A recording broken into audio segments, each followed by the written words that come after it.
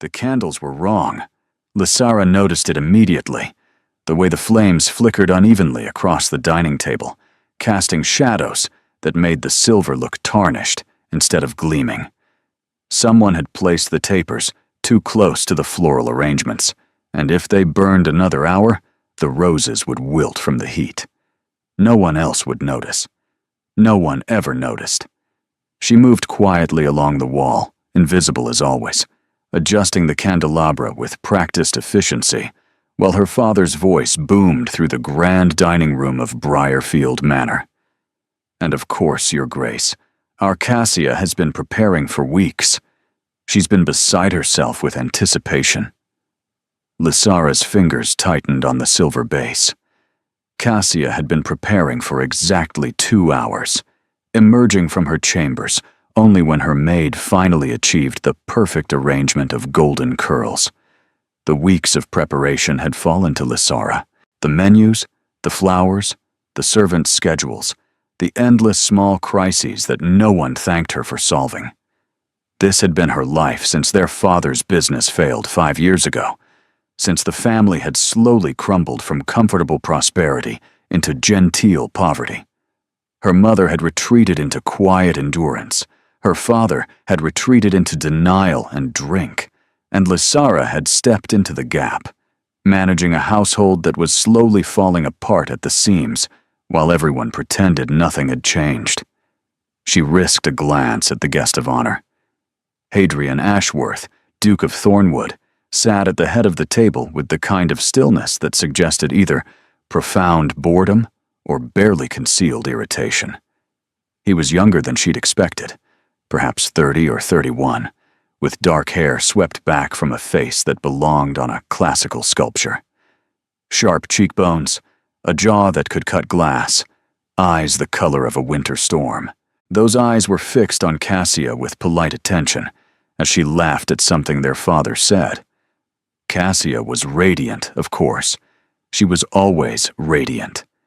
The candlelight loved her, turning her golden hair into a halo, making her porcelain skin glow like moonlight on still water.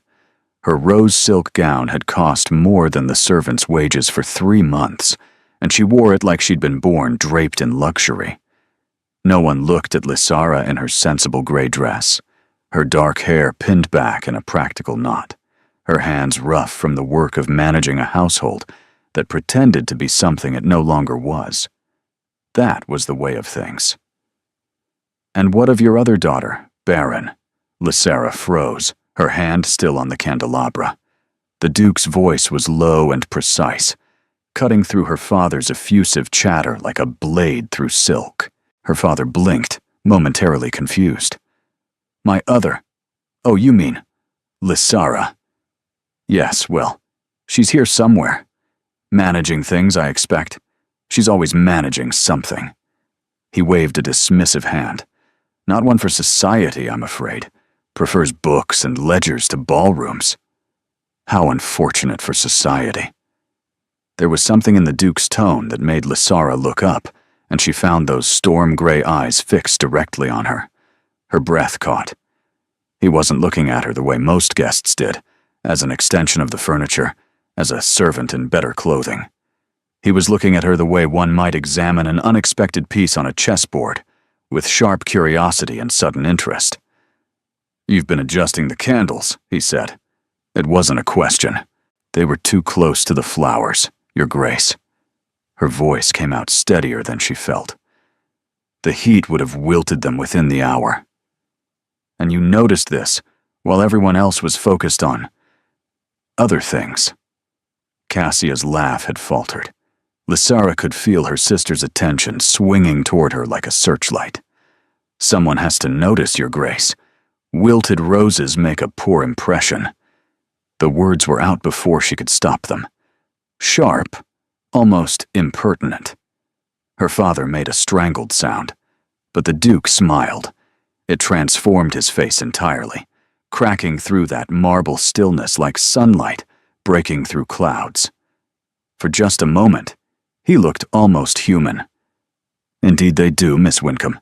He rose from his chair with fluid grace. "I find myself curious about your roses. Perhaps you'd show me the gardens while your sister entertains our fathers with music? Lysara's mind went blank. She can't, Cassia said quickly, her voice bright and brittle. Lysara doesn't walk in the gardens. She's always busy with household matters. I'd be happy to show you myself, Your Grace. I'm sure you would. The Duke's smile didn't waver, but something cooled in his eyes. However, I specifically asked Miss Lysara, unless there's some reason she cannot accept? He was looking at her again, waiting. Lysara understood suddenly that this was a test, not of her, but of her family, of how they treated her, of whether they would overrule her own choices. The gardens are lovely in the evening, she heard herself say, if Your Grace doesn't mind the chill. Her father opened his mouth to object, but the Duke was already moving, offering his arm with an expectation of obedience that came from a lifetime of being obeyed. Lysara took it. She felt Cassia's glare burning into her back as they walked through the French doors onto the terrace, but she didn't turn around. The garden was cool and quiet, a welcome relief from the suffocating pressure of the dining room. Moonlight silvered the paths between the hedges, and somewhere in the darkness, a nightingale was singing its evening song. You may breathe now, the Duke said dryly. We're safely out of earshot. Lysara released a breath she hadn't realized she'd been holding. I apologize if I overstepped, Your Grace. I shouldn't have spoken honestly. He guided her toward a stone bench near the roses, his pace unhurried. That's precisely why I wanted to speak with you, Miss Wincombe. You're the only person in that house who hasn't lied to me all evening. She stiffened. My family hasn't. Your father has told me 6 times how delighted your sister is about this courtship, when it's perfectly obvious she'd rather be anywhere else. Your sister has laughed at jokes that weren't funny and agreed with opinions she clearly doesn't hold. Even the servants have been coached to praise her accomplishments as though reading from a script. He stopped, turning to face her. But you looked at me like I was an inconvenience, disrupting your careful management of the household. Lysara's face heated. I didn't. You did. It was refreshing. She didn't know what to say to that. This wasn't how conversations with dukes were supposed to go. She was supposed to be invisible, unnoticed. Certainly not standing in a moonlit garden being told she was refreshing. Your Grace, she said carefully. I'm not sure what you want from me. Neither am I. He sounded almost surprised by his own honesty. I came here expecting the usual performance. Beautiful daughter, desperate father, a marriage negotiated like a business transaction. I've seen it a dozen times this season. I'm exhausted by it. Then why come at all? His jaw tightened. Because my mother has made it clear that if I don't choose a bride by season's end, she'll choose one for me. Your sister seemed tolerable, at least on paper. Cassia is more than tolerable. She's accomplished, well-mannered, and beautiful. Beautiful. He said the word like it was a disease. Do you know how many beautiful women I've met this season, Miss Wincombe? Dozens. Scores. All of them performing the same dance, saying the same words, laughing at the same jokes. Beauty without substance is just another form of emptiness. Lysara thought of Cassia, who cried when she thought no one was watching, who had confided once, years ago, that she wished someone would see past her face to the person beneath, who performed because it was expected, because their father demanded it, because beauty was the only currency their family had left. Perhaps, Lysara said quietly, if you looked harder, you might find substance beneath the performance. In your sister? In anyone who's been trained from birth that their worth lies in being pleasant and agreeable. It's difficult to show your true self when you've been told your true self isn't valuable enough. The Duke studied her with an intensity that made her skin prickle. And you? He asked. Have you been told your true self isn't valuable? "I've been told nothing, Your Grace," which is its own kind of message. The words hung between them, raw and honest. Lysara wanted to snatch them back, to retreat behind the safe wall of invisibility she'd spent years building. Instead, the Duke sat down on the stone bench and gestured for her to join him. "Tell me about yourself, Miss Wincombe. Not the version your father would have me hear. The real one." She should refuse. She should make excuses about the household, about duties, about the impropriety of sitting alone with a duke in a moonlit garden. But something in his voice, some genuine curiosity that cut through his aristocratic reserve, made her sink onto the bench beside him. "There isn't much to tell. I manage the household. I balance the accounts. I ensure the servants are paid, and the roof doesn't leak, and the roses don't wilt from candle heat." She paused. "I'm the one who makes sure everything runs smoothly, so that everyone else can pretend we're still wealthy." "You're not? We haven't been wealthy in years, Your Grace. My father's investments failed. My mother's dowry is long spent. The only thing we have left is Cassia's beauty, and the hope that someone important will marry her before the creditors come calling." She shouldn't be saying this. It was madness, revealing their family's secrets to the very man they were trying to impress. But the words kept coming, loosened by moonlight and exhaustion, and the strange intimacy of being truly seen for the first time in years. "Why are you telling me this?" the Duke asked, his voice soft. "Because you asked for honesty, and because it doesn't matter. You'll marry Cassia or someone like her, and I'll continue managing ledgers until I'm old and gray, and they finally put me in a cottage somewhere out of sight. That's how these stories end for women like me." "What if it didn't have to be?" Lysara laughed, a bitter sound. "With respect, Your Grace, fairy tales are for beautiful sisters, not for the ones who arrange the candles." Hadrian was quiet for a long moment. When he spoke again, his voice had changed, losing some of its aristocratic distance. "What if I proposed something unconventional? I can't imagine what that would be. Come to Thornwood Hall, not as a servant, not as a companion, as a guest. Let me present you to society as I see you, a woman of intelligence and capability and refreshing honesty." Lysara stared at him. "You're not serious." "I'm entirely serious. My mother wants me to court someone this season. She didn't specify whom. If I arrive with you on my arm, unexpected and intriguing, it disrupts all her careful plans without technically disobeying her demands. You want to use me as a distraction. I want to spend time with someone who doesn't bore me to tears." He leaned forward, his eyes intense in the moonlight. "You said yourself that beautiful sisters get the fairy tales. What if, just once, the story went differently? What if the quiet one, the overlooked one, the one who arranges the candles, what if she got to step into the light? And when the season ends, when you've made your point to your mother and no longer need a distraction, then you return home with connections, references, opportunities you'd never have otherwise.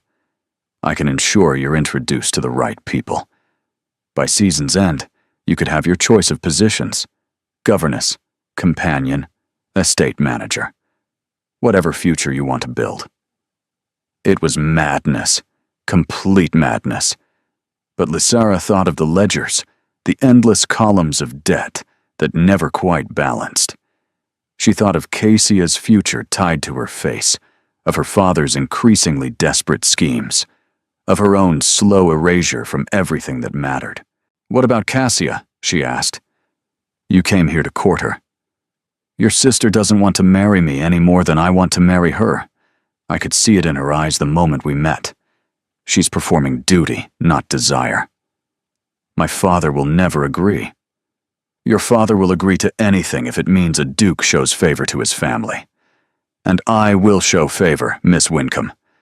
Genuine favor. Whatever happens, your family's fortunes will improve. You're offering to buy me. I'm offering you a choice." He stood, extending his hand. For once in your life, the overlooked daughter gets to choose. Not your father. Not your sister. You. Lysara looked at his outstretched hand. She thought of all the years of invisibility, of being the one who managed and solved and sacrificed while others took the credit. She thought of candles and roses and ledgers that never balanced. She thought of what it might feel like to be seen. 3 conditions, she heard herself say. His eyebrow rose. You're negotiating with me? You said I could choose. Choices come with terms. She lifted her chin, emboldened by the darkness and the strangeness of the moment. If I'm to risk my reputation on your scheme, I want guarantees in return. Something flickered in his eyes. Interest, perhaps respect. Name them. First, my sister must be taken care of, introduced to appropriate suitors, given genuine opportunities, not cast aside because you chose differently. Done. Second, if this arrangement ends, for whatever reason, it ends cleanly. No scandal attached to my name or my family's. You have my word. And third, she met his eyes directly, unflinching. If you decide at any point that you genuinely wish to pursue someone, whether it's Cassia or any other woman, you tell me immediately. I won't be made a fool of, Your Grace. I've spent too many years being invisible to become visible only as a joke. The garden was silent except for the nightingale. Then Hadrian smiled, and it was different from before. Warmer. More real. You have my word on all 3 conditions, Miss Wincombe. He extended his hand again. Do we have an agreement? Lysara took his hand. His grip was warm and firm, sealing a bargain that would change everything. She just didn't know yet how much. The carriage arrived at Thornwood Hall 3 days later, and Lysara pressed her face to the window, like a child seeing the ocean for the first time. The estate was enormous. Not merely large in the way that Briarfield was large, all faded grandeur and patched dignity, but vast in a way that spoke of generations of unimaginable wealth.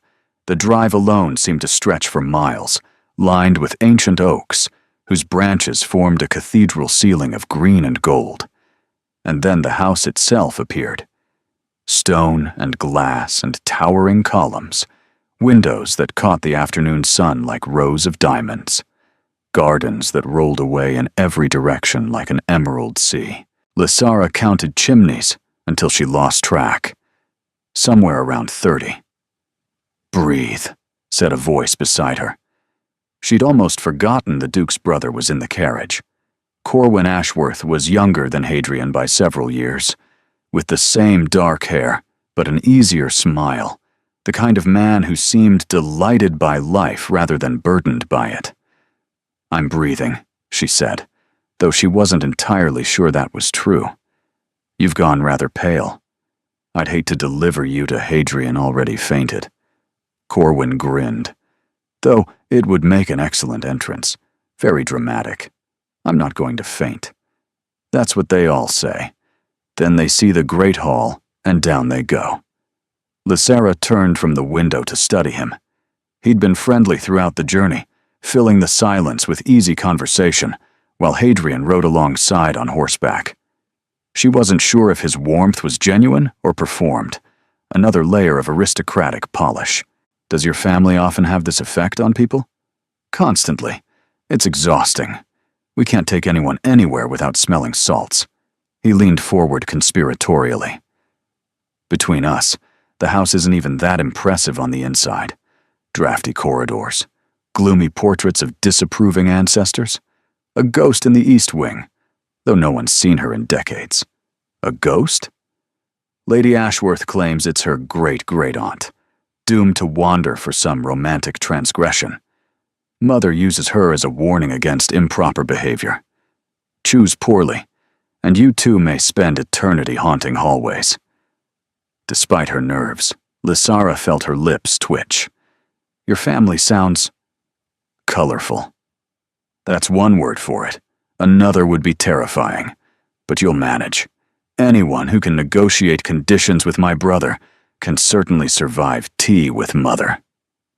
The carriage rolled to a stop before the grand entrance, and Lysara's momentary ease evaporated. Servants were already assembling on the steps, a small army in matching livery, their faces carefully blank. "Ready?" Corwin asked. "No. Perfect. That's the spirit." The carriage door opened, and Lysara stepped out into her new life. The great hall was exactly as overwhelming as Corwin had promised, though she managed not to faint. Marble floors stretched in every direction. A staircase swept upward, like something from a fever dream. Portraits lined the walls, generations of Ashworths gazing down with the kind of aristocratic disapproval that seemed bred into noble bloodlines. Hadrian was already inside, having arrived moments before. He stood near the fireplace, still in his riding clothes, speaking quietly with a severe-looking woman in gray, who was clearly the housekeeper. "Miss Wincombe." He crossed to her, his face giving nothing away. "Welcome to Thornwood Hall." "Your Grace." She managed a curtsy that didn't wobble, which felt like a victory. "Mrs. Pemberton will show you to your rooms. The lavender suite has been prepared. I trust you'll find it comfortable." The lavender suite. She had a suite, with a name. "I'm sure it will be perfect, Your Grace." "Dinner is at 8. My mother will join us." Something flickered in his eyes. "Be prepared." Before Lysara could ask what exactly she should prepare for, the housekeeper was guiding her toward the staircase with brisk efficiency. Corwin gave her an encouraging wave from below. The lavender suite was larger than the entire upper floor of Briarfield Manor. Lysara stood in the center of the bedroom, turning slowly to take it all in. The four-poster bed was draped in silk, the color of twilight, delicate and impossibly soft. The windows looked out over gardens that seemed to stretch to the horizon. A sitting room connected through an archway, complete with its own fireplace, and a writing desk positioned to catch the morning light. There was a wardrobe, too, empty, waiting. "I've been assigned as your lady's maid, miss." Lysara spun to find a young woman hovering in the doorway, red-haired and freckled, with an uncertain smile. "I'm Nell. Mrs. Pemberton said you might need help settling in." Yes. Thank you, Nell." The girl entered, beginning to unpack Lysara's modest trunk with careful hands. Her expression flickered briefly at the contents, the worn dresses, the mended stockings, the shawl that had been re-hemmed 3 times, but she said nothing.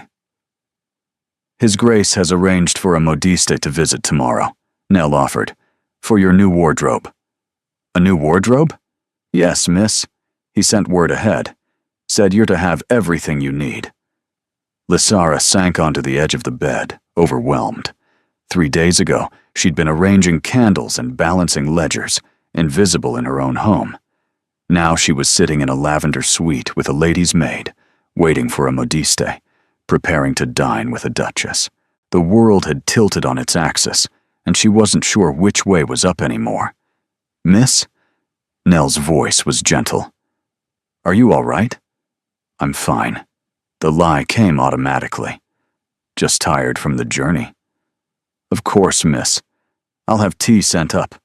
And perhaps a bath before dinner? The water here's lovely, drawn from the estate's own spring." A bath, with spring water, in her own suite. "That would be... yes, thank you." Nell disappeared, and Lysara lay back on the impossibly soft bed, staring at the painted ceiling above her. Angels and clouds, a heavenly scene rendered in delicate blues and golds. She'd agreed to this. She'd shaken the Duke's hand, and sealed a bargain that brought her here, to this palace, to this impossible life. But as the afternoon light slanted through the windows, and the reality of her situation settled over her like a silk shroud, Lysara couldn't shake the feeling that she'd stepped into a story much larger than herself, and she had no idea how it would end. The Duchess of Thornwood descended for dinner at precisely 8 o'clock, and Lysara understood immediately why Hadrian had told her to be prepared. Lady Ashworth wasn't a woman. She was a force of nature contained in human form. Tall and silver-haired, with the same storm-gray eyes as her son, but sharper, more cutting, she swept into the dining room like a general surveying a battlefield. Her mourning blacks had clearly ended years ago, but she wore deep purple, as though daring anyone to suggest she'd ever fully surrendered to grief. Diamonds glittered at her throat, cold fire against pale skin. She stopped 3 feet from Lysara and looked her up and down with the assessing gaze of someone evaluating livestock at auction. "So," she said, her voice crisp and clear as winter ice, "this is the girl who convinced my son to abandon his courtship of Baron Wincome's daughter." Lysara curtsied, willing her knees not to tremble. "Your Grace." "I didn't ask for your greeting. I made a statement." The Duchess circled her slowly, examining every detail. "Adequate posture. Tolerable coloring. Your dress is 2 seasons old, and poorly mended at the left sleeve. Those are not your pearls." "No, Your Grace. They're my mother's." "Your mother being alive, but reduced to circumstances that require such loans." "Yes, Your Grace." The Duchess completed her circle, coming to stand directly in front of Lysara. "My son tells me you manage your family's household, that you balance their accounts and supervise their servants." "I do, Your Grace." "He also tells me you negotiated conditions for this arrangement, that you demanded certain guarantees before agreeing to his proposal." Lysara felt heat rise to her cheeks. "I felt it prudent to establish clear terms, Your Grace." "Prudent."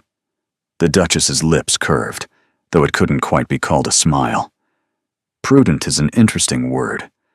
Most young women in your position would have simply swooned with gratitude and agreed to whatever was offered."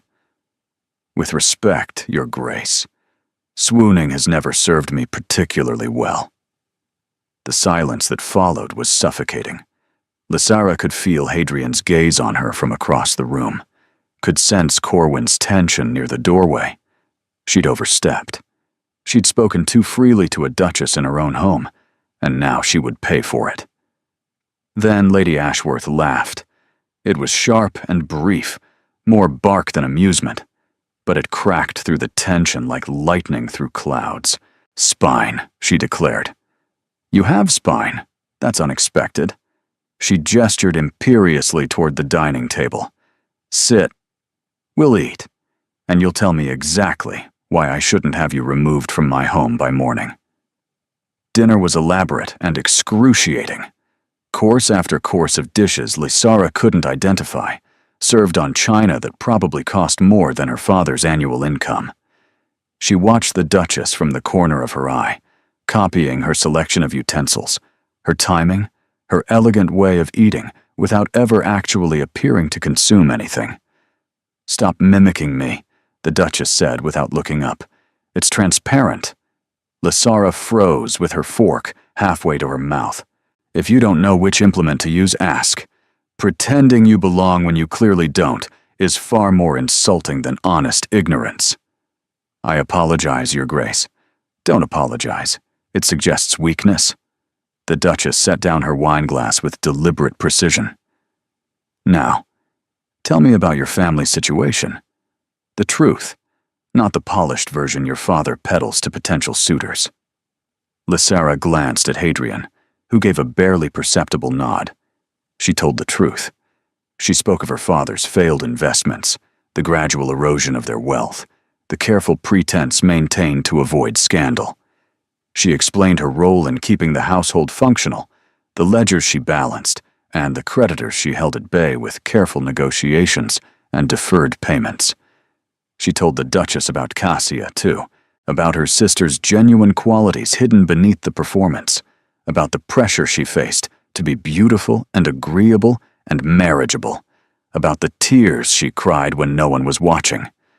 When she finished, the Duchess was watching her with features that gave nothing away.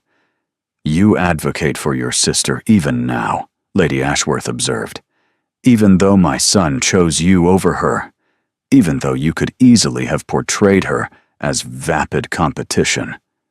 Cassia isn't competition, Your Grace. She's my sister. She's been forced into a role she didn't choose, performing for audiences who only value her face. That's not her fault. And you believe she deserves better? I believe everyone deserves to be seen for who they actually are, not who they're expected to be. The Duchess was silent for a long moment. Then she turned to her son. Hadrian, leave us. Mother, I wish to speak with Miss Wincombe alone. Take your brother and find something useful to do. Hadrian's jaw tightened, but he rose from his chair with the controlled grace of someone who'd learned long ago not to argue with his mother. Corwin followed, casting Lysara a sympathetic look over his shoulder. The door closed behind them, and Lysara was alone with the Duchess of Thornwood. Stand up, Lady Ashworth commanded. Lysara obeyed, her heart pounding. The Duchess rose as well, moving to the window that overlooked the darkened gardens.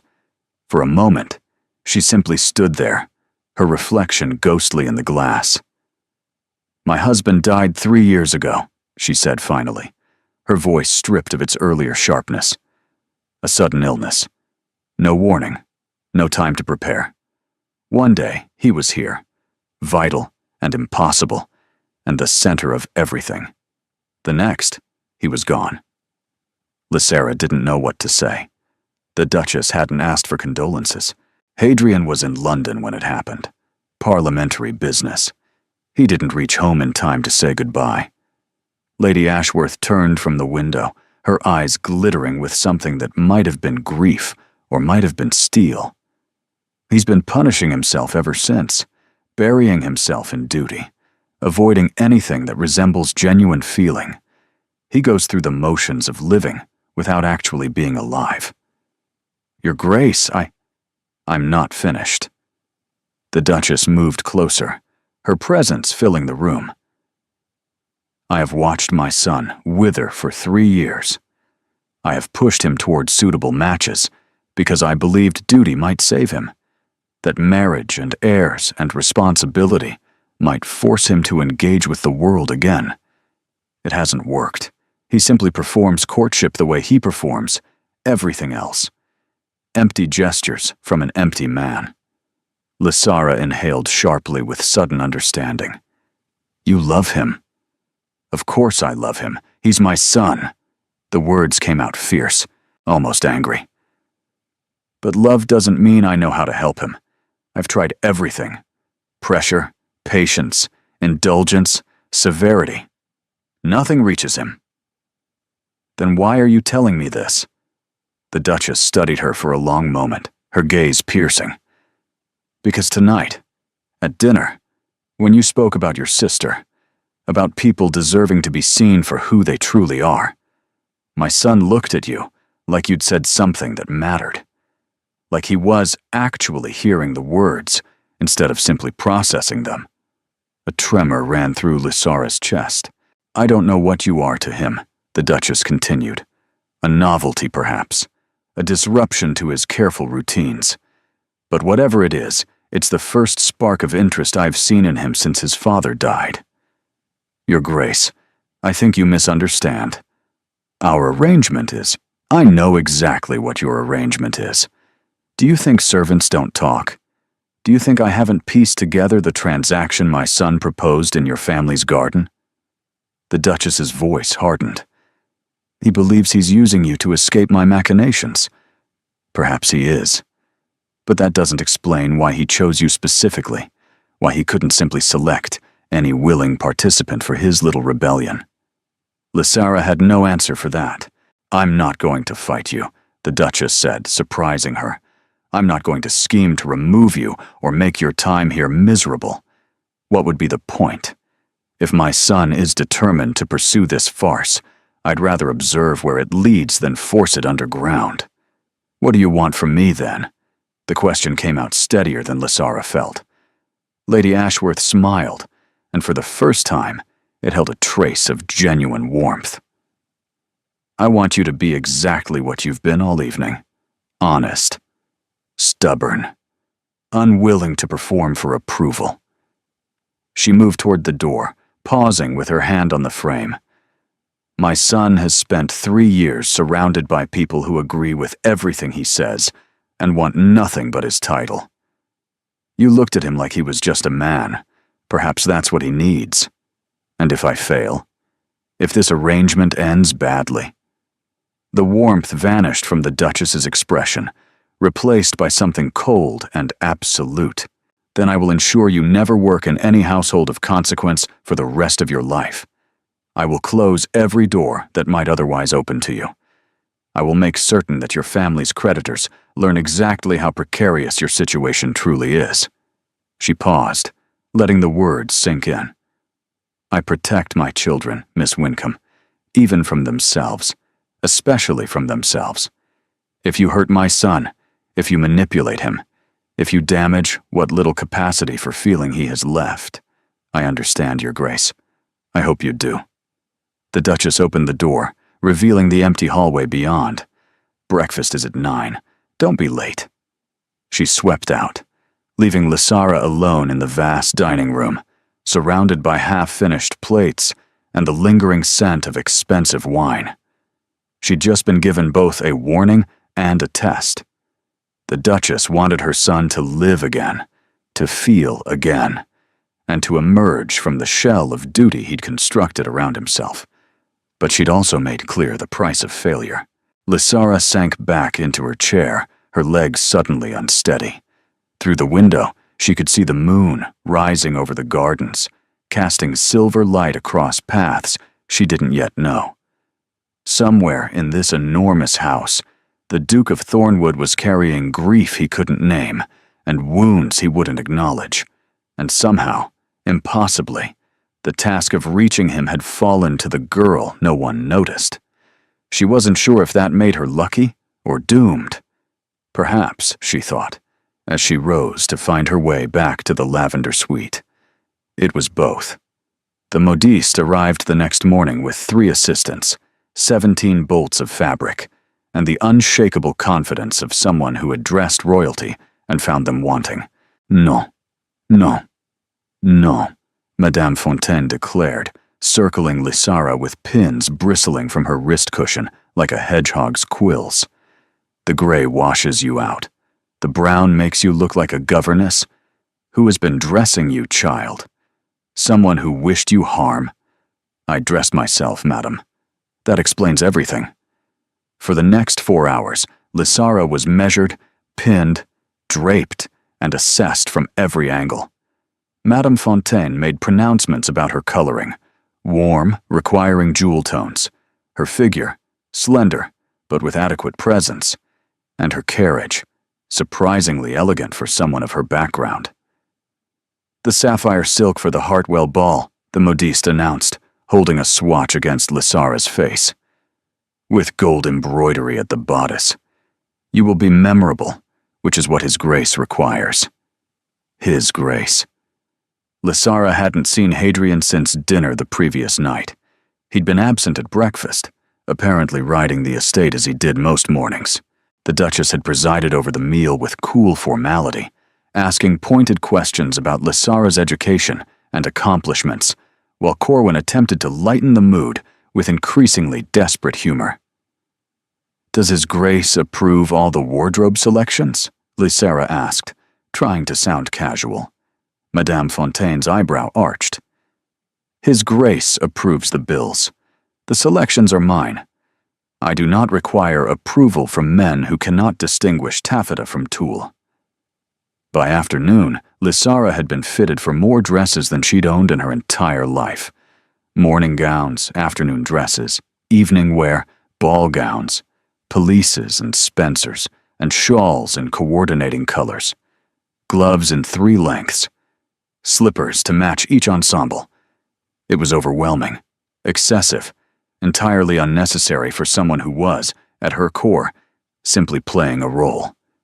And yet, when Nell helped her into one of the finished day dresses, a soft rose muslin that somehow made her dark hair gleam and her pale skin glow, Lysara barely recognized herself in the mirror. "You look beautiful, miss," Nell said quietly. Beautiful. No one had ever used that word for her. That was Cassia's word, Cassia's domain. Lysara was sensible, practical, capable, not beautiful. "I look expensive," she corrected, though her voice lacked conviction. She found Hadrian in the library. It was perhaps the only room in Thornwood Hall that felt lived in. The leather chairs worn soft from use, books stacked on surfaces as though someone had actually been reading them, a fire crackling despite the mild weather. The smell of old paper and wood smoke wrapped around her like a familiar embrace. He was seated at a desk by the window, surrounded by correspondence, his dark head bent over what appeared to be estate accounts. The afternoon light caught the sharp planes of his face, softening them slightly, making him look younger, more human. "You're staring, Miss Wincombe." Lysara startled. She hadn't realized he'd noticed her in the doorway. "I was observing," she said, echoing a distinction she wasn't sure actually existed. "Observing what, precisely?" "That you work constantly, even now, with guests in your home, with a season to navigate. You're buried in ledgers. Someone has to manage the estate. You have stewards, secretaries, an army of people paid specifically to handle these matters." Hadrian set down his pen with deliberate care, finally turning to face her. His expression was guarded, but something flickered in his eyes. Surprise, perhaps, that she'd challenged him. "And what would you have me do instead? Join the garden party my mother is currently inflicting on the local gentry? Make small talk about hunting and weather until I want to drown myself in the ornamental pond? I would have you explain why a man with every advantage in the world chooses to hide in his library rather than live his life." The words hung between them, sharp and unexpected.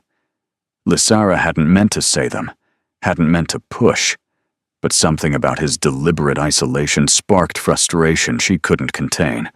Hadrian's jaw tightened. "You presume much.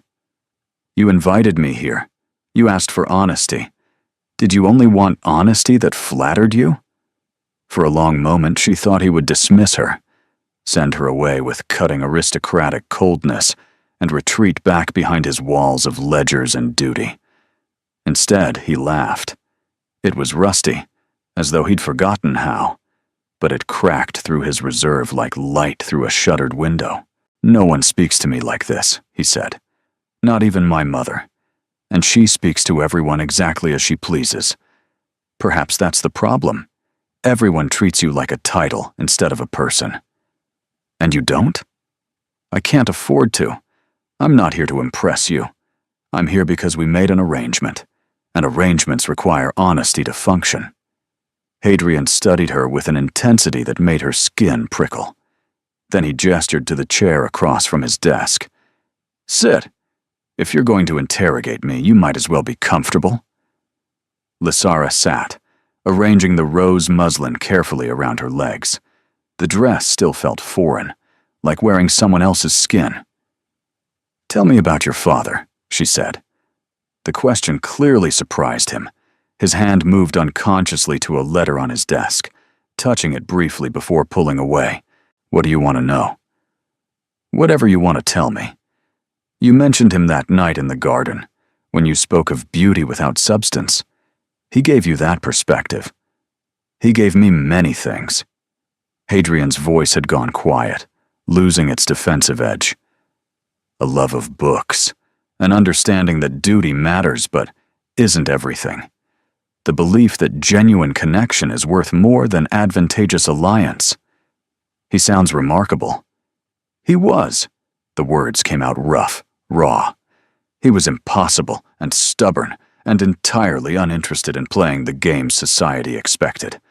Mother spent half their marriage apologizing for his eccentricities. But he was also kind, genuinely kind, not performatively so. He remembered the names of every servant. He visited tenants when they were ill. He saw people as people, not as positions or functions." Lysara thought of her own father, who barely remembered she existed unless he needed something managed. The contrast was painful. How did he die? Hadrian's hand clenched on the desk. Fever. It came on suddenly, no warning signs. He went from vibrant to bedridden in 3 days, gone in 5.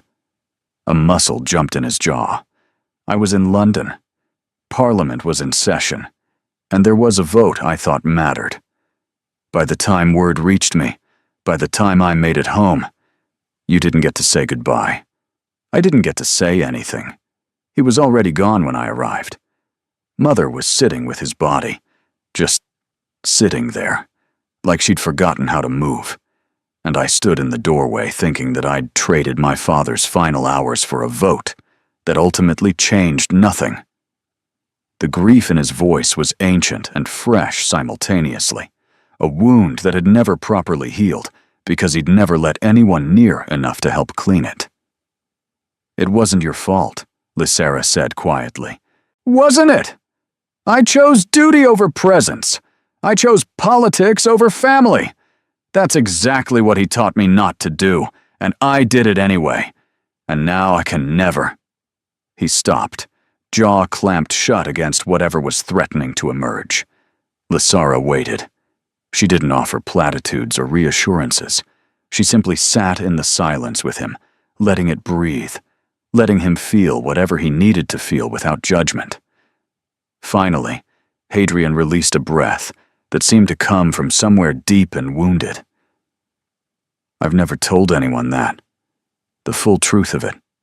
Not even Mother. Maybe you needed to. Maybe. He looked at her. Really looked. And the air between them altered subtly. The walls were still there, but they'd developed cracks. You're unexpected, Miss Wincombe. Lysara, if I'm going to be your fictional courtship interest, you should probably use my Christian name. Lysara, then. He said it carefully, like he was tasting the syllables. Tell me something about yourself. Something you've never told anyone else. It seems only fair. She considered the request. Honesty demanded honesty in return. I was supposed to be the beauty, she said finally. When I was young, everyone said I'd grow into my features, that I'd be even lovelier than my mother. But then Cassia came along, and she was golden from the start, and somehow I just faded, became the sensible one, the capable one, the one who managed things while Cassia sparkled. That bothers you. It used to. Now I'm not sure. She smoothed a wrinkle from her skirt, avoiding his gaze. Being invisible has advantages. No one expects anything from you. No one watches your every move, waiting for you to fail or succeed. You're free in a strange way, because you don't matter enough to be constrained. You matter. The words were simple, direct, utterly unexpected. Lysara looked up to find Hadrian watching her with an expression she couldn't decipher. You matter, he repeated. I knew it that first night, when you were adjusting candles while everyone else performed their tedious social dance. You were the only genuine thing in that room. The only person actually doing something real instead of pretending. Emotion pressed against her chest. You barely knew me. I knew enough. I know more now. He stood, moving to a shelf beside the window. When he returned, he was carrying a small leather-bound book, old and clearly well-loved. This was my father's. He carried it everywhere, read from it constantly. After he died, I couldn't bring myself to open it. But I think, he extended it toward her, I think he would have wanted someone to read it. Someone who would appreciate it. Lysara took the book with trembling hands. The leather was soft from years of handling, the pages edged in faded gold. She opened it carefully and found dense, handwritten notes in the margins, a conversation between reader and text spanning decades. Marcus Aurelius, she breathed.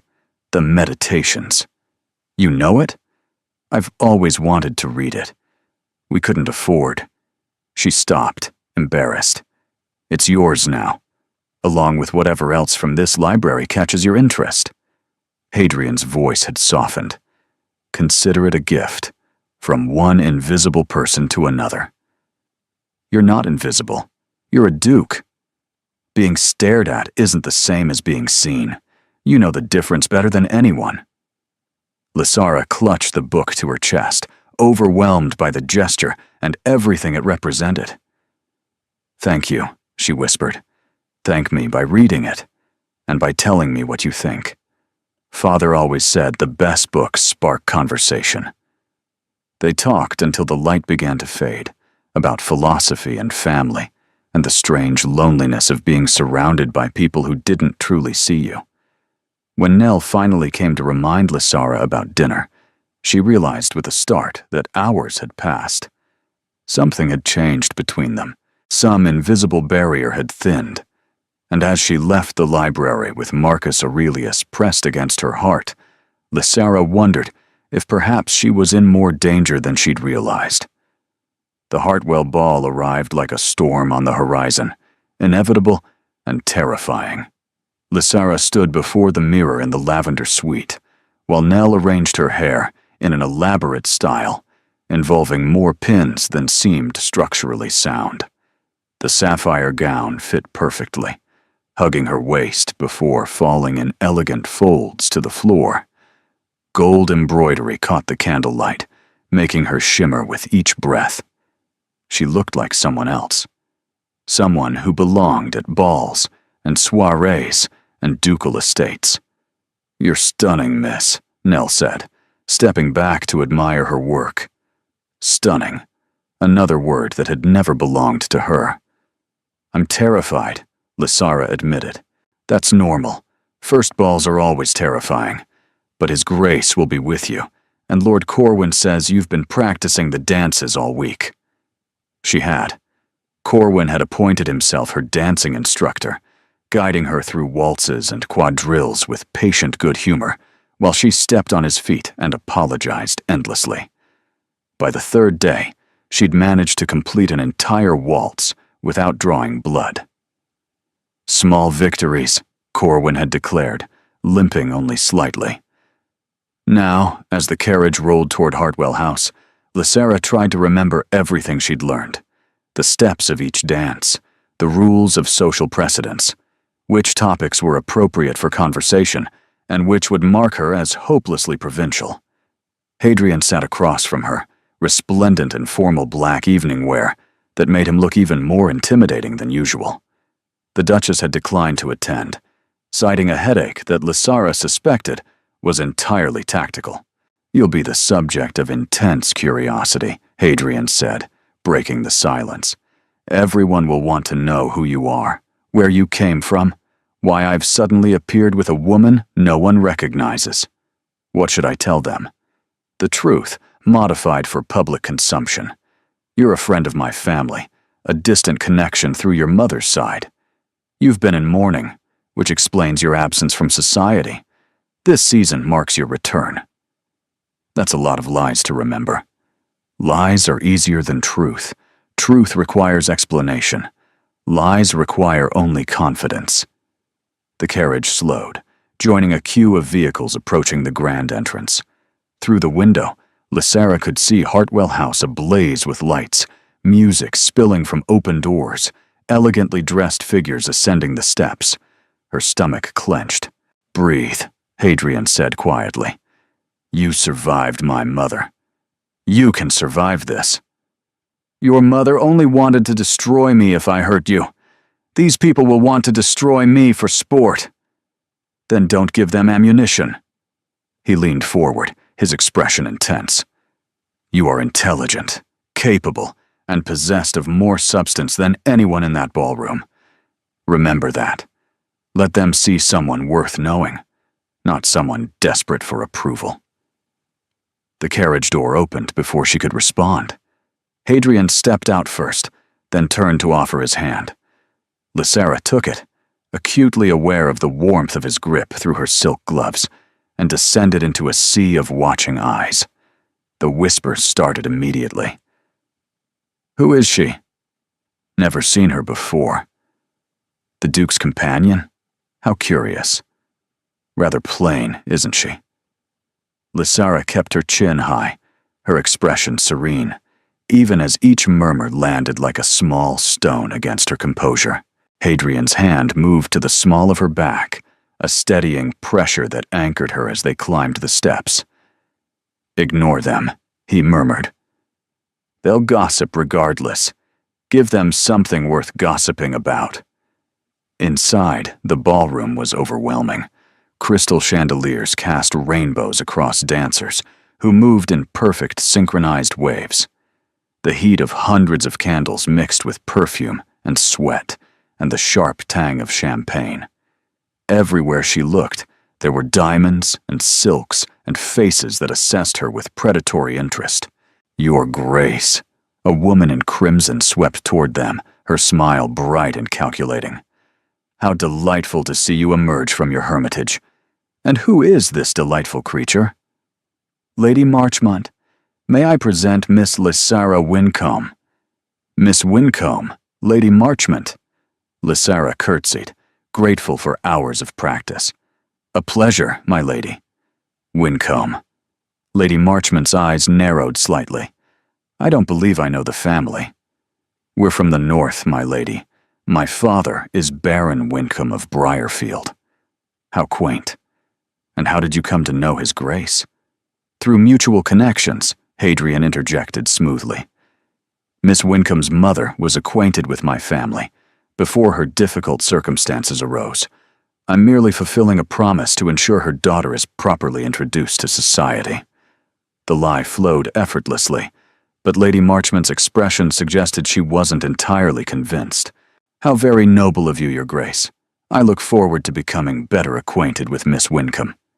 The emphasis on better suggested interrogation rather than friendship. "Perhaps at the Thorndale Musicale next week?" "Perhaps," Hadrian agreed, already guiding Lysara away. The next hour was a blur of introductions and assessments, lords and ladies, viscounts and baronets, a dizzying hierarchy of titles and precedences that Lysara struggled to keep straight. Everyone smiled, everyone was pleasant, and beneath every pleasant smile she sensed calculation. "They're wondering what you're worth," Hadrian said during a brief respite near the refreshment table. "What advantage you represent, what weakness they can exploit. And what am I worth? That depends on what they discover. If you're a potential duchess, you're a threat to every unmarried woman in this room. If you're merely a temporary amusement, you're an opportunity for gossip and condescension. Neither option sounds appealing. Welcome to society." His smile was grim. "Now, the waltz is beginning. Will you dance with me?" Lysara's pulse quickened. "In front of everyone?" "That's rather the point." He extended his hand. "Show them who you are, Miss Wincombe. Show them what they've been missing while they were busy watching the obvious beauties." She took his hand. The orchestra launched into a sweeping melody as they took their place among the other dancers. Lysara could feel hundreds of eyes tracking their every movement, whispers rippling through the crowd like wind through wheat. "Don't think," Hadrian murmured, his hand warm at her waist. "Don't count. Just follow." She tried. Let the music guide her instead of her racing thoughts. Let his steady lead pull her through turns and sweeps that would have terrified her a week ago. The chandeliers above became streaks of golden light. The watching faces blurred into impressionist smudges. There was only the swell of violins, the pressure of his palm against her back, and the strange electricity that seemed to crackle between them with every step. "You're doing perfectly," he said, his voice low enough that only she could hear. "I'm terrified." "That's because you're brave. Courage isn't the absence of fear. It's moving forward despite it." They turned across the floor, and Lysara caught glimpses of faces in the crowd. Curious, envious, hostile, but also, here and there, something that looked almost like respect. "They're watching us," she whispered. "Let them watch." His grip tightened slightly at her waist. "Let them see something real for once." The waltz ended too soon. They stood together in the center of the ballroom, breathing slightly hard, and for a moment, it seemed like the entire world had contracted to the space between them. Then the spell broke. Other couples claimed the floor for the next dance. Society surged back around them with its demands and expectations. But something had changed. Lysara could feel it in the way people looked at her now, with curiosity instead of dismissal, with speculation instead of condescension. And she could feel it in the way Hadrian looked at her, like she mattered, like she was worth seeing. They retreated to a small alcove near the terrace doors, partially hidden from the crowd by a potted palm and a strategically placed column. The night air drifted through the open windows, cool and welcome after the heat of the ballroom. "You did well," Hadrian said. "I didn't fall. That's hardly well. You did more than not fall. You commanded attention. There's a difference between being looked at and being seen. Tonight, people saw you. Because I was with you. Because you were yourself."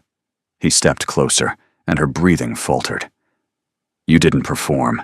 You didn't simper or flatter or pretend. You were honest and genuine and utterly different from everyone else in that room. I was terrified. You were magnificent." The word hung between them, heavy with implications neither of them had acknowledged. "Hadrian." She used his name without thinking, too overwhelmed to maintain formality. "Lysara."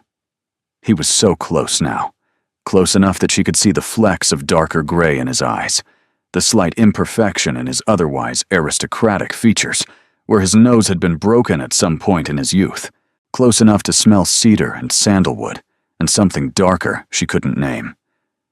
"This wasn't supposed to happen," she whispered. "What wasn't? This. Whatever this is. We had an arrangement, terms and conditions. Nothing was supposed to be real. And if it's becoming real anyway, she should step back, should remind him of boundaries, of expectations, of the impossible gap between a duke and a baron's forgotten daughter. Instead, she stayed exactly where she was. Then I don't know what we do. I have a suggestion." His hand came up to cup her face, gentle and questioning. "We stop pretending we know what we're doing, and we simply see what happens." He kissed her. It was soft at first, questioning, giving her every opportunity to pull away. When she didn't, when she leaned into him instead, it deepened into something that made her knees weak and her heart race, and every rational thought evaporate like morning mist. This was not part of the arrangement. This was not sensible or practical or carefully negotiated. This was terrifying and wonderful and absolutely, completely real. When they finally parted, both breathing hard, Lysara found herself clinging to his lapels like they were the only solid thing in a spinning world. That, she managed, was not in our terms. No. His smile was softer than she'd ever seen it. It wasn't. We should probably discuss tomorrow. We can discuss everything tomorrow. His thumb traced her cheekbone, achingly gentle. Tonight, just let it be what it is, whatever that means. A burst of laughter from the ballroom shattered the moment. Reality crashed back in, bringing with it the awareness of where they were, who they were, and how exposed this alcove truly was. "We should return," Lysara said reluctantly. "We should." But he didn't move. Neither did she. Finally, Hadrian stepped back, offering his arm with exaggerated formality that was somehow tender rather than cold. "Shall we rejoin the tedious masses, Miss Wincombe?" "I suppose we must, Your Grace." They returned to the ballroom together, and if anyone noticed that their composure was slightly ruffled, their color slightly high, the whispers that followed them were nothing compared to the whisper of his kiss still burning on her lips. Tomorrow, they would have to face reality. Tonight, reality could wait. The reality Lysara had been avoiding, arrived 2 days later in the form of her sister. Cassia swept into Thornwood Hall like a golden tempest, all perfect curls and wounded dignity, and the kind of beauty that made everyone in a room suddenly feel inadequate. "The Duchess invited me," she announced, when Lysara stared at her in shock from the library doorway. "She thought I might enjoy the season in London, and since my prospects in the north seemed to have been quite thoroughly sabotaged, I had no reason to refuse." "Cassia, I didn't what? Steal the attention of the Duke who came specifically to court me? Run off to his estate to play whatever game you're playing? Leave me to explain to Father why his careful plans had gone up in smoke?" Cassia's smile was sharp as broken glass. "You've done all of those things, Lysara. You just didn't mean to. That's your defense, isn't it? Poor, invisible Lysara, who never means to do anything but somehow always ends up exactly where she wants to be." The accusation landed like a slap. That's not fair, isn't it? Cassia moved further into the library, trailing her fingers along the book spines with deliberate carelessness. "You've always resented me. Don't deny it. I've seen the way you look at me when Father fusses over my gowns, while you manage the accounts he can't be bothered to understand. You hate that I'm the beautiful one, the valuable one, the one who matters. I never. And now you've found a way to take even that from me." Cassia turned, her blue eyes bright with something that might have been tears or might have been fury. "The Duke of Thornwood, one of the most eligible men in England.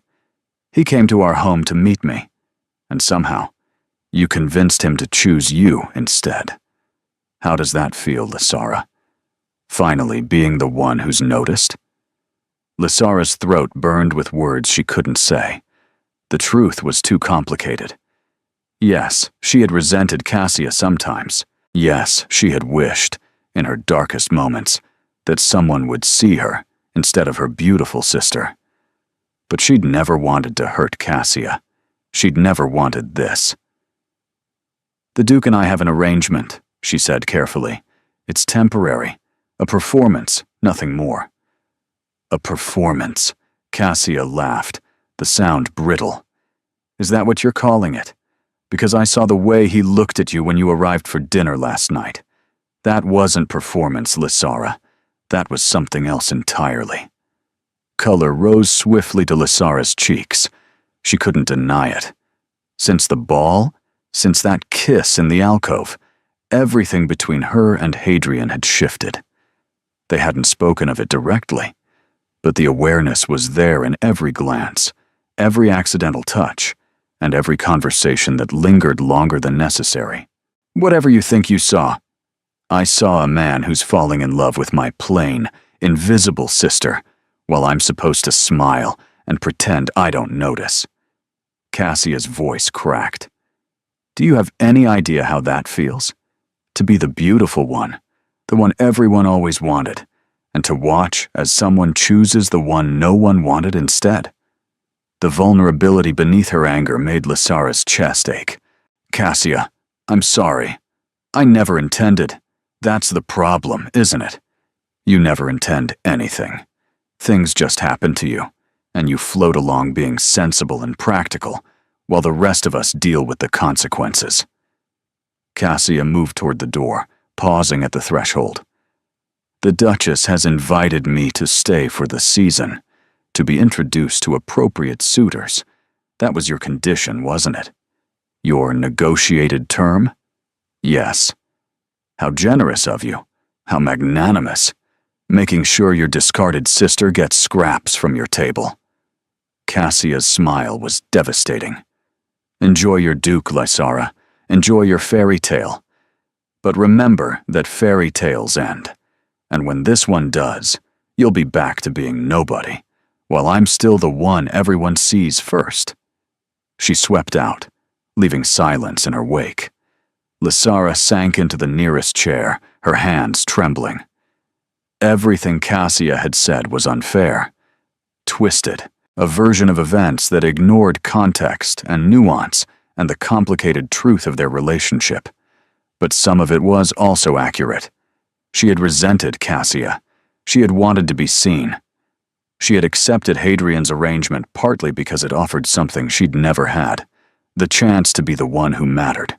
And now she was falling in love with a duke who was supposed to be her sister's. That sounded unpleasant. Lysara looked up to find Corwin in the doorway, his expression sympathetic. "You heard?" "I'm afraid half the house heard. Your sister has rather impressive projection." He entered, dropping into the chair across from her. "For what it's worth, she's wrong. About most of it anyway." "Is she?" "Hadrian didn't choose you to hurt her. He chose you because you're the first person he's met in years who sees him instead of his title. That's not theft. That's recognition. It doesn't feel that way. Feelings are complicated." Corwin leaned forward, his usually light expression serious. "But here's what I know.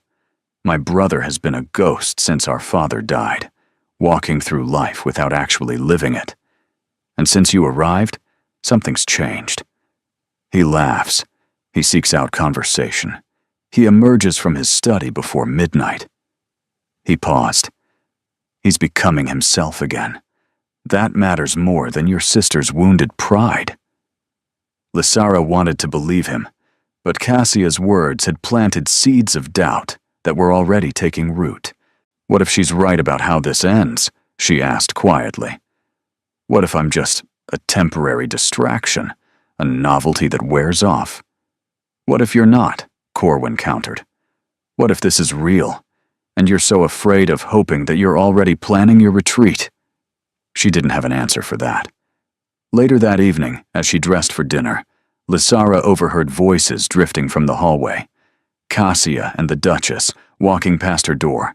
"She's charming in her way," the Duchess was saying, her tone carrying the careful neutrality of someone managing a delicate situation. "But hardly appropriate for a permanent match. Hadrian will eventually see reason." "Will he?" Cassia's voice was honey-sweet. "He seems rather taken with her. Infatuation fades, particularly when one's prospects become clear. Your sister has no fortune, no connections, and no family name of consequence. When the season ends, and reality asserts itself, Hadrian will understand what he nearly sacrificed for a moment's fancy. And then appropriate matches will be made, for both of you." The Duchess's voice faded as they moved away. "Patience, my dear. These things sort themselves out." Lysara stood frozen in her room, their words echoing in her mind. Hardly appropriate. Infatuation fades. A moment's fancy. This was what she'd feared from the beginning. What she'd known, deep down, was true. The gap between her world and Hadrian's wasn't something that could be bridged by a kiss in an alcove or a waltz at a ball. She was temporary. She had always been temporary. And perhaps it was time to stop pretending otherwise. The Thorndale Music Hall was supposed to be a gentle affair. Chamber music, polite conversation, refreshments that wouldn't stain silk. Instead, it became the evening everything shattered. Lysara had been avoiding Hadrian since overhearing the Duchess's conversation with Cassia. She'd pleaded headaches to skip breakfast, claimed correspondence to miss luncheon, and retreated to her room with books she couldn't focus on. Every time she saw him, every time their eyes met across a room, she felt the weight of words she couldn't say. "This is temporary. I am temporary. Whatever you think you feel will fade when you remember who I really am." But the music hall couldn't be avoided. Lady Thorndale was a particular friend of the Duchess, and absence would be remarked upon, analyzed, used as evidence of whatever theory society had already constructed about the mysterious Miss Wincombe. So Lysara dressed in silver silk that felt like armor and descended the stairs to find Hadrian waiting in the entrance hall. "You've been avoiding me," he said without preamble. "I've been unwell." "You've been lying." His voice was quiet but certain. "Something changed after the ball. Something I did or said or... We should go. The carriage is waiting." She walked past him before he could respond, before the concern in his eyes could crack through the walls she'd spent 3 days rebuilding. The musicale was exactly as tedious as expected. Talented performers playing for an audience that barely listened, too occupied with gossip and social positioning to appreciate the music. Lysara sat beside Cassia, acutely aware of her sister's perfect posture and practiced smile. "You look pale," Cassia murmured during a violin sonata. "Guilt doesn't suit you." "I'm not guilty." "No? Then why have you been hiding in your room like a criminal awaiting sentencing?" Before Lysara could respond, the music ended, and polite applause scattered through the room. Lady Thorndale rose to announce refreshments, and the gathering fragmented into smaller clusters of conversation. Lysara found herself near the windows, watching raindrops trace patterns on the glass, when Lady Marchmont appeared at her elbow. "Miss Wincombe, how lovely to see you again." The warmth in her voice was entirely manufactured. Lysara had learned to recognize the difference. "Lady Marchmont, I've been asking about you, making inquiries among mutual acquaintances." Lady Marchmont's smile sharpened. "It's fascinating how little anyone seems to know about the Wincombe family, almost as if you appeared from nowhere." "We're from the north, my lady. Country families don't generate much London gossip." "Perhaps. Or perhaps there's more to the story than a modest country background." Lady Marchmont leaned closer, her voice dropping. "I know your father's finances are in ruins. I know your family has been desperately seeking advantageous matches for years. I know you're not some distant connection of the Ashworth family. You're the forgotten daughter of a failed baron, playing a role far above your station." Lysara's blood ran cold. "I wonder," Lady Marchmont continued conversationally, "what the Duke would think if he knew the truth. That his charming companion is nothing more than a fortune hunter's daughter, scheming her way into his good graces." "I'm not scheming anything." "Aren't you? You arrive from nowhere, capture his attention, install yourself in his home, and now you're paraded through society like a potential duchess." Lady Marchmont's eyes glittered with malicious satisfaction. "I've seen your type before, Miss Wincombe. You smile and simper and play the innocent. But underneath, you're calculating every advantage, measuring every opportunity." "That's not true, isn't it? Then prove it. Walk away. Return to your crumbling estate and your desperate family, and let the Duke find someone worthy of his position." The words landed like blows, each one striking a wound Lysara had been trying to ignore, because beneath the malice, beneath the cruelty, Lady Marchmont was voicing the same doubts that had been gnawing at Lysara since the beginning. She didn't belong here. She was playing a role, wearing borrowed clothes, pretending to be someone she wasn't. And no matter how real her feelings had become, the fundamental truth remained. She was temporary. "Lysara," Hadrian's voice cut through her spiraling thoughts. He was standing a few feet away, his features carefully neutral, clearly having caught the tail end of the conversation. "Your Grace." Lady Marchmont's smile became syrupy. "Miss Wincombe and I were just having a delightful chat about her background. Such a fascinating story." "Lady Marchmont." Hadrian's voice could have frozen the temps. "I believe your husband is looking for you." She departed with a knowing smile, leaving devastation in her wake. "What did she say to you?" Hadrian asked, stepping closer. "The truth." Lysara's voice came out hollow. "Nothing she said was untrue. Whatever she said I'm a fortune hunter's daughter playing above my station. She said I'm scheming my way into your good graces. She said I should walk away and let you find someone worthy." Lysara met his eyes, and she saw the moment he recognized what was happening.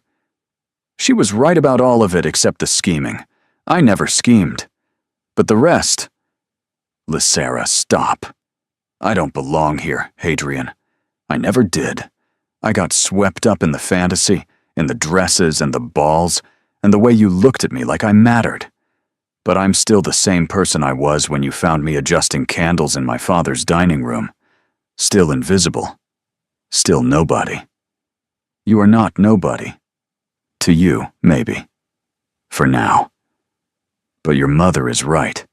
Infatuation fades. When it does, you'll see what everyone else sees. A plain, penniless woman who got ideas above her station. His face went pale. You heard that? Every word. She stepped back, putting distance between them. I'm going home, tomorrow. I'll write to my mother tonight, arrange the carriage in the morning. This arrangement has run its course. Lysara, please, thank you for everything. The dresses, the introductions, the chance to be seen. I'll treasure the memory. Her voice cracked despite her efforts. But I can't stay and watch you realize I was a mistake. I'd rather leave now. Well, I can still pretend this meant something real. She walked away before he could respond, before the tears she'd been fighting could fall, before she could change her mind. Briarfield Manor looked smaller than Lysara remembered. She sat in the carriage that had brought her home, staring at the familiar facade, the overgrown hedges, and the windows that needed cleaning. 3 weeks ago, this had been her entire world. Now it felt like a faded photograph of someone else's life. Her mother met her at the door with worried eyes and gentle hands. Lysara, darling, we weren't expecting you. Your letter said the season is over. For me, anyway. Lysara allowed herself to be guided inside, to the modest parlor with its worn furniture and familiar smells of beeswax and lavender. Where's father? In his study. Drinking, I expect. He's been doing that more since you left. Her mother's gaze was shrewd, seeing too much. What happened? Nothing. Everything. Lysara sank onto the settee, suddenly exhausted. I made a mistake, Mother. I let myself believe in something that was never real. The Duke. You know about the Duke. Cassia wrote, extensively. Her mother settled beside her, taking her hands. She was upset, but underneath the anger, I could tell she was also relieved. That match was never right for her. She would have been miserable. She thinks I stole him. You can't steal what was never hers. Her mother's thumb traced circles on Lysara's palm, the same soothing gesture she'd used when Lysara was a child. Tell me what really happened. Not the version you've constructed to protect yourself. The truth. So Lysara told her. Everything. The garden conversation, the arrangement, and the conditions she'd negotiated. The library talks and the borrowed book and the way Hadrian had started looking at her like she was extraordinary. The ball. The kiss. The growing certainty that what had started as performance had become something terrifyingly real. And then Lady Marchmont's words, the Duchess's conversation with Cassia, the weight of evidence that she was fooling herself, reaching for something that could never belong to her.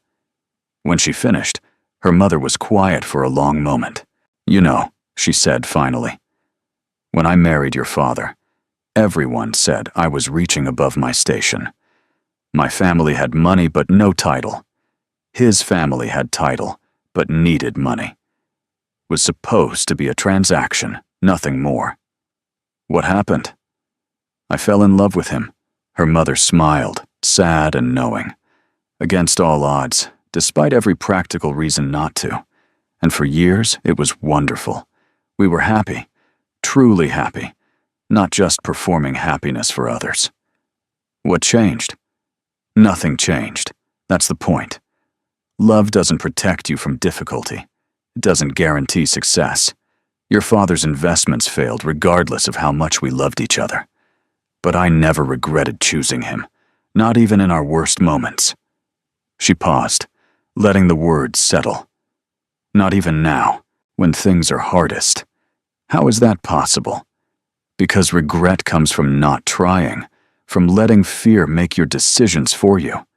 Her mother squeezed her hands. You're afraid this Duke will realize you're not enough. But darling, what if he doesn't? What if he sees exactly who you are and loves you anyway? Isn't that worth the risk? And if he doesn't? If I stay and he eventually sees what everyone else sees? Then you'll survive. You'll hurt, and you'll heal. And you'll know that at least you were brave enough to try. Her mother stood, moving toward the window. But running away doesn't make the wanting go away. It just makes you wonder, forever, what might have been.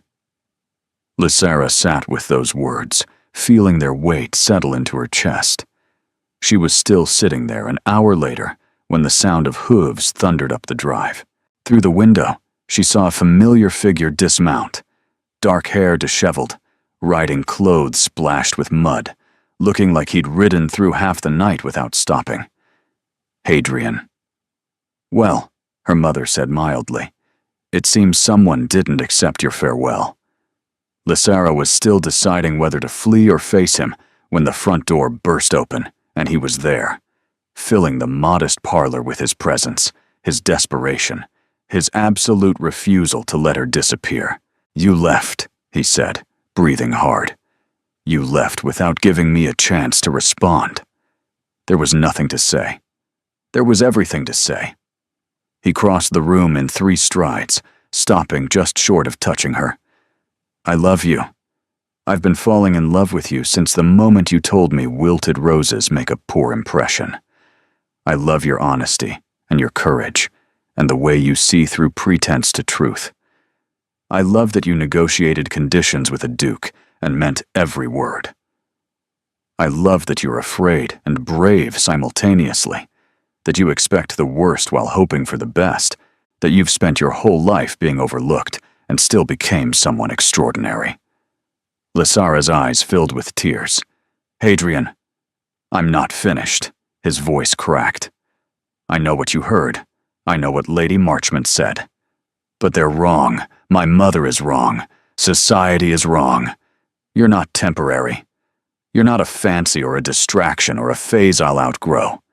You're the first real thing I've felt since my father died, and I will not let you walk away, because other people can't see what I see. What do you see? Everything. He cupped her face in his hands, his touch achingly gentle. I see everything, Lysara, and I choose you. Not despite who you are, but because of it. The question is whether you'll choose me back. She thought of her mother's words. Running doesn't make the wanting go away. She thought of all the years she'd spent being invisible, safe, protected from disappointment, by never hoping for more. She thought of how it felt to be seen. Yes, she whispered. I choose you. He kissed her then, in her family's modest parlor, with her mother discreetly retreating to give them privacy. It was desperate and tender, and tasted of tears and relief, and the terrifying promise of a future neither of them could predict. There's still the matter of my mother, he said when they finally parted. I know. And society. And your sister. And about 100 other obstacles. I know that too. Are you still willing? Lysara looked at this man who had ridden through the night to find her, who had chosen her over expectation, who saw her when no one else did. I'm willing, she said. For all of it. They returned to Thornwood Hall together, and Lysara faced the Duchess in the morning room, with her heart pounding and her spine straight. Lady Ashworth sat in her usual chair, morning light casting her features in sharp relief. Cassia was notably absent, though whether by design or coincidence Lysara couldn't tell. Hadrian stood beside her, his hand at the small of her back, a silent declaration of where his loyalties lay. So, the Duchess said, you've returned. I have, Your Grace. Despite knowing my feelings on the matter, despite hearing what I said to your sister about the futility of this situation. Because of what you said, Lysara stepped forward, leaving the safety of Hadrian's shadow. You called me inappropriate. You called this infatuation. You said reality would assert itself, and your son would see reason. I did. You were wrong. The Duchess's eyebrow rose, but she said nothing. I understand why you think that, Lysara continued, her voice steadier than she felt. I have no fortune, no title, no grand family connections. By every measure society uses, I am completely unsuitable for your son. You look at me and see risk. The risk that he's making a mistake. The risk that our children will be tainted by my common blood. The risk that the Ashworth legacy will be diminished by my presence. You state the obvious. I do, because I want you to know I've considered every argument against this match. I've lain awake at night cataloging my inadequacies. I've listened to Lady Marchmont enumerate my unworthiness. I've watched your face when you look at me and seen exactly what you see. A plain, penniless woman with nothing to offer but herself. And yet you're still here. I'm still here because your son loves me, not my family name or my dowry or the political advantages I might bring. Me, the woman who adjusts candles when no one is watching. The woman who managed her father's failing estate, while everyone focused on her beautiful sister. The woman who has spent her entire life being invisible, and somehow, impossibly, became visible to him. The Duchess was silent, her face a composed and impenetrable mask. You said you wanted him to live again, Lysara continued. You told me, that first night, that he'd been drowning in grief and duty since his father died, that you'd tried everything, pressure, patience, suitable matches, and nothing worked. I remember what I said. Then remember this too. I didn't pursue him. I didn't scheme or manipulate or play the games fortune hunters play. I was honest with him from the first moment, sometimes painfully so. I told him truths no one else dared to tell. I saw him as a person, not a title or a prize. And somewhere in all that honesty, he started to live again. Lysara moved closer, close enough to see the fine lines around the Duchess's eyes, the silver threads in her dark hair, the weariness beneath her aristocratic composure. I know you love him, she said softly. Everything you do, even the parts that hurt, comes from wanting to protect him. But he doesn't need protection from me. He needs someone who sees him clearly and chooses him anyway. That's what I offer. Not fortune or connections or social advantage. Just me, seeing him, choosing him, for as long as he'll have me. The silence stretched between them, sharp as a held breath. Then the Duchess stood, and Lysara braced herself for dismissal, for cutting words, for the destruction she'd been promised. Instead, Lady Ashworth crossed to a cabinet near the window and withdrew a small velvet box. This ring belonged to Hadrian's grandmother, she said, opening it to reveal a sapphire surrounded by diamonds. She was a merchant's daughter, utterly unsuitable. My husband's family opposed the match violently. They said she would dilute the bloodline, diminish the legacy, and bring shame upon generations of Ashworths. Lysara stared at the ring, uncomprehending. She was also the finest duchess this family has ever produced. She managed estates brilliantly, raised children who became leaders, and loved my father-in-law with a devotion that lasted until her final breath. The Duchess met Lysara's eyes. I was wrong about her. The family was wrong. Perhaps I am wrong about you. Your Grace, I'm not giving you my blessing. The words were sharp, but not cruel. I still have reservations. You're untested, unknown, a gamble at best. But my son has chosen you, and he has been dead inside for 3 years. And if you're the one who brought him back to life, then perhaps that matters more than pedigree. She pressed the ring box into Lysara's hands. Prove me wrong, Miss Wincombe. Prove that I was an old fool who couldn't see past lineage to character. Prove that my son's judgment is better than mine. Lysara's hands trembled around the velvet box. "I'll try." "Trying isn't enough. Succeed." The Duchess's voice softened almost imperceptibly. "He's lost enough. Don't make him lose you too." She swept from the room, leaving Lysara and Hadrian alone with the weight of her conditional surrender. "That went better than expected," Hadrian said after a moment. Lysara laughed, the sound watery with unshed tears. "She gave me your grandmother's ring. She gave you a challenge disguised as a gift." He took the box from her hands, removing the ring carefully. "But challenges can be met. Will you wear it? Is this a proposal? Consider it a promise. The proposal comes later, when we've sorted out the rest of the obstacles." He slid the ring onto her finger, and it fit perfectly. "For now, this says you're mine, and I'm yours, and everyone who sees it will know that the Duke of Thornwood chose the quiet girl no one noticed." Lysara looked at the sapphire glinting on her hand, at the man who had given it to her, at the impossible future stretching out before them. "One obstacle down," she said. "Several dozen to go. Then we'd better get started." The Ashworth Ball was the event of the season, an annual tradition that drew the cream of society to Thornwood Hall for an evening of unparalleled elegance. This year, whispers suggested, would feature an announcement that would shock everyone. Lysara stood at the top of the grand staircase in a gown of deep rose silk, her mother's pearls replaced by diamonds, on loan from the Duchess herself. Beside her, Cassia waited in gold, looking genuinely beautiful, and for the first time in weeks, genuinely peaceful. "Are you ready?" Cassia asked. "I don't know." Their relationship had shifted since Lysara's return, not healed entirely. Wounds that deep took time. But something had changed when Cassia watched her face down the Duchess. Respect, perhaps. Or recognition that her quiet sister had strengths she'd never bothered to notice.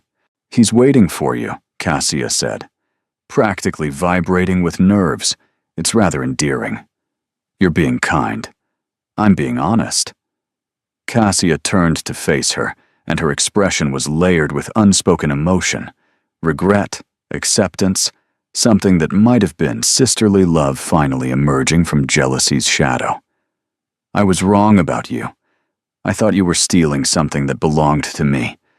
But the truth is, he was never mine. I didn't want him. I wanted what he represented: escape, security, a future different from what I feared. You actually want him, the person, not the title. Cassia, go, before I say something sentimental and ruin my reputation for cutting remarks." But she was smiling, and when she squeezed Lysara's hand, it felt like forgiveness. The ballroom below was filled with people, hundreds of them, all watching as Lysara descended the staircase alone. The whispers started immediately, speculating, calculating, waiting to see what would happen next. Hadrian met her at the bottom of the stairs. He looked devastatingly handsome in formal evening wear, but what struck Lysara most was his expression. Open, unguarded, radiating a happiness she'd never seen in him before. The grief that had shadowed his eyes for 3 years had finally begun to lift. "You're late," he said. Fashionably so. "Terrifying, you mean?" But he was smiling as he took her hand. "Are you ready?" "For what?" "For everything." He led her to the center of the ballroom, where a space had been cleared, where everyone could see them. The orchestra fell silent. Conversations died. Every eye in the room fixed on the Duke of Thornwood and the woman who had come from nowhere to capture his heart. Hadrian didn't kneel. He didn't make a spectacle of himself. He simply stood before her, holding both her hands in his, and spoke loud enough for everyone to hear. "6 weeks ago, I walked into a baron's dining room expecting to meet a beautiful woman I could court out of duty. Instead, I found someone adjusting candles because she noticed they were too close to the flowers. She was invisible to everyone else in that room. But I saw her. Emotion welled in Lysara's chest, and she blinked against the burning in her eyes. I saw intelligence and capability, and a fierce honesty that cut through every pretense I'd built around myself. I saw someone who had been overlooked her entire life, yet still maintained the grace to care about wilting roses. I saw the woman I wanted to spend my life with. The whispers had stopped entirely. The ballroom was silent. Society will say this match is unsuitable, that I'm throwing away my position for a woman without fortune or connections. They'll say I've been bewitched, deceived, manipulated into making a choice I'll regret. His voice hardened. They're wrong. He released one of her hands, reaching into his jacket to withdraw a second ring, not his grandmother's sapphire, but something new. A ruby, deep red as heart's blood, surrounded by tiny diamonds that caught the light like scattered stars. Lysara Wincombe, I choose you, not despite your lack of fortune, but regardless of it. Not because society approves, but because my heart demands it. I choose you today, and I will choose you every day, for as long as you'll have me.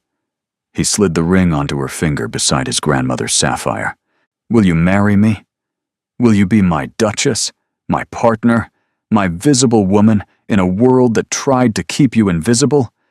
Will you let me spend the rest of my life ensuring you're never overlooked again?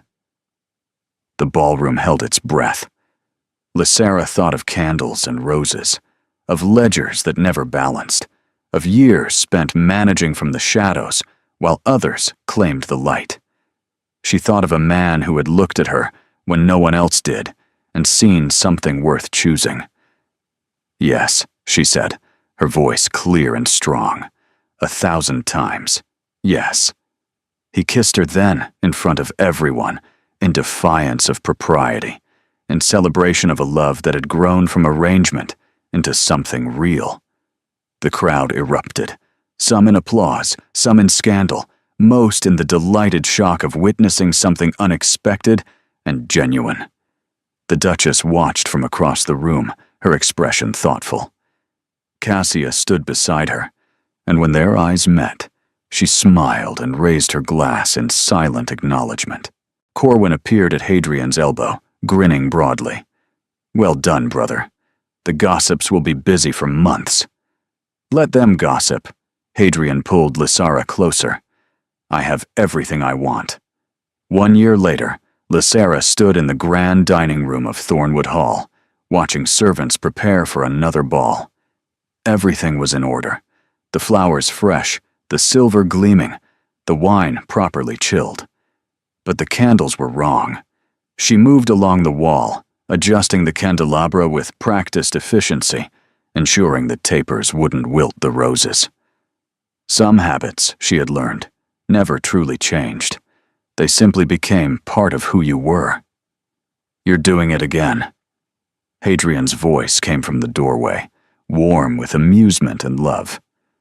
Someone has to notice these things. The servants notice. You've trained them well. And yet, she smiled, stepping back to survey her work. Old habits. He crossed the room to wrap his arms around her from behind, resting his chin on her shoulder. Through the window, they could see guests arriving, carriages rolling up the drive, the glitter of London society descending on their home. Do you ever regret it? He asked quietly.